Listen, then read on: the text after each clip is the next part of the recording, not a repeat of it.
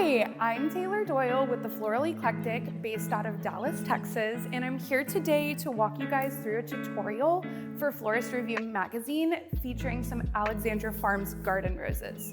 Now today we're going to be placing floral on these really cute cutout backdrops.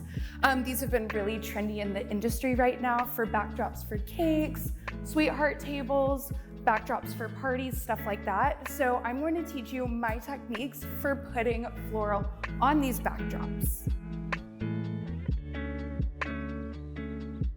Okay, so my first step is going to be using some of this grippy foam stuff that you can get in any like home supply store. And what I'm gonna do is I'm just gonna cut little pieces of it out.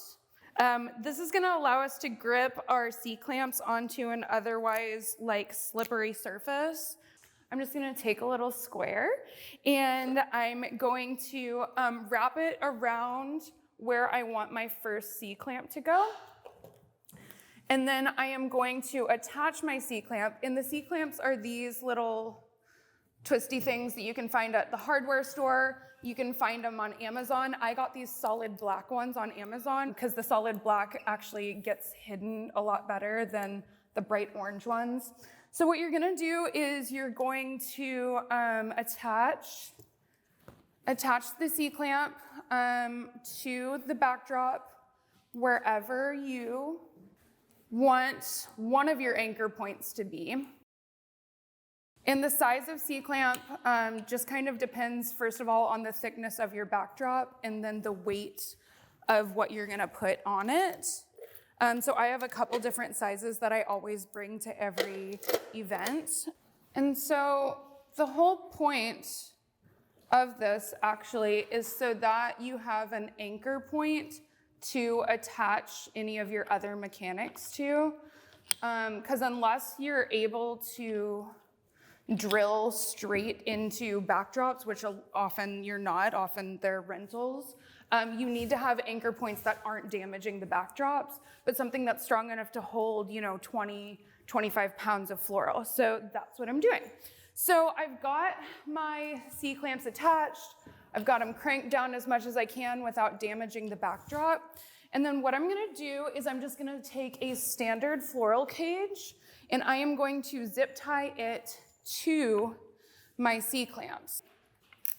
If you are doing a foam-free design, this is actually just easily implemented with just like a massive chicken wire or something like that. So I have done this with foam. I have done this with chicken wire. I've done it with, you can really attach anything to these backdrops this way, as long as you have something to hide the C-clamps with,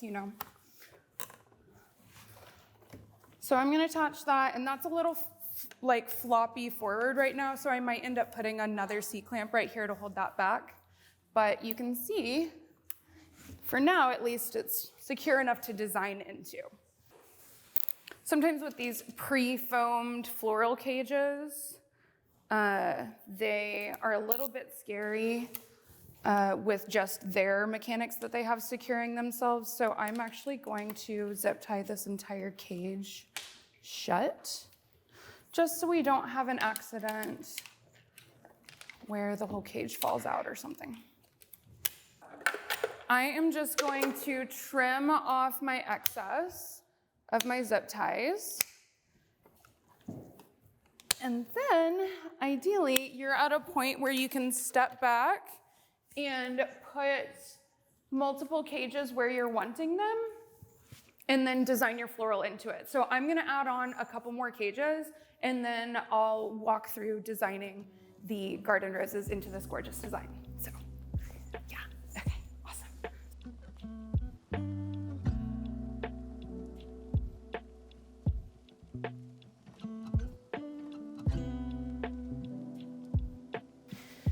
Okay, so now we're going to work on designing these gorgeous Alexandra Farms roses into this design. I've got a couple really, really special varieties here. I've got this Princess Majori. spray rose. It is so cute and looks like little Brussels sprouts.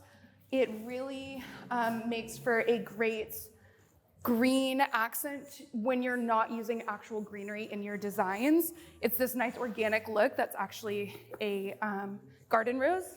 Another favorite is this sunset variety. It is this gorgeous coral to orange, and it's got a lot of petals in it. This currently is the only orange offering that Alexandra Farms has right now, and it is appropriately named Sunset for its color. And then I'm gonna touch on my new favorite, which is Princess Aiko. This is part of the Princess line, and when I was introduced to it at Alexandra Farms, he described it as the light bulb of the garden roses, and you can see that in the center it has this bright yellowy light emitting from it, and I have been trying to shove this in every design that I possibly can because I am so obsessed with this rose and how gorgeous it is. So we're gonna highlight this in a couple more varieties, a white variety and a pink variety in this design, and we're just gonna have fun with it.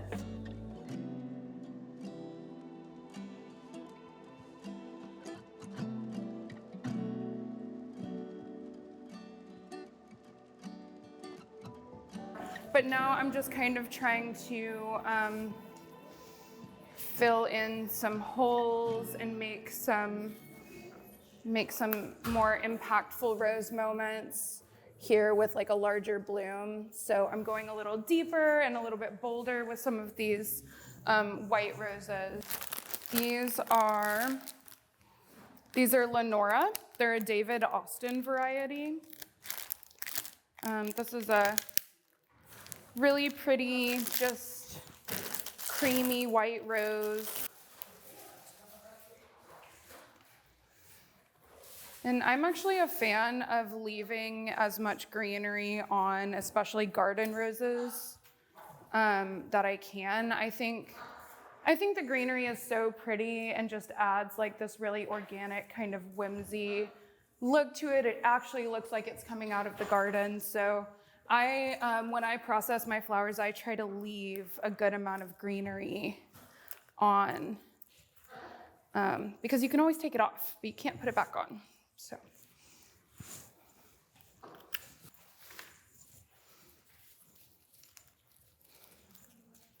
And these roses are really quite sturdy and let you manipulate them pretty heavily.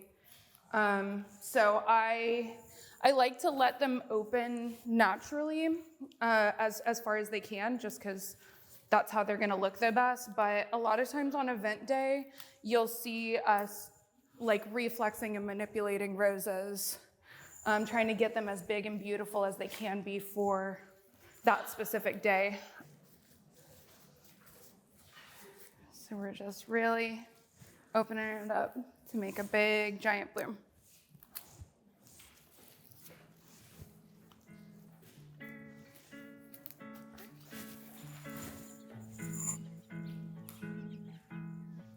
Okay, it's coming together, you guys. And you guys doubted me.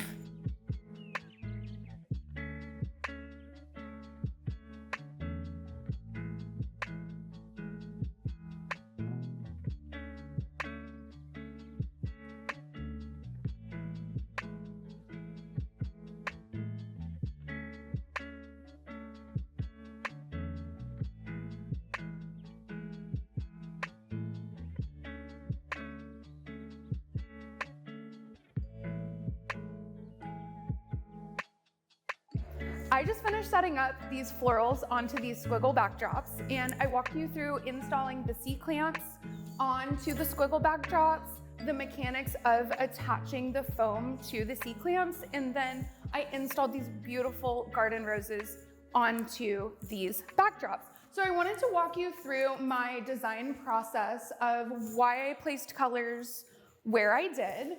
I intentionally color blocked all of these arrangements because it's a rows on rows on rows heavy design. So it's a lot of circles on circles on circles.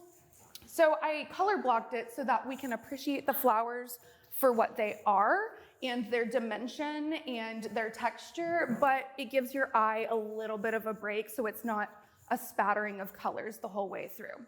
So I did green and white, so on this green panel, and then I brought a little bit of green up into this one. And then when I moved over to this one, I transitioned the peach over here, and then I ended with our sunset moment over here. And just to kind of round it out, I did a little touch of white just to make it all cohesive. So that was kind of my thought process on designing these. I really hope that you enjoyed this tutorial, and I can't wait to do another one for you guys.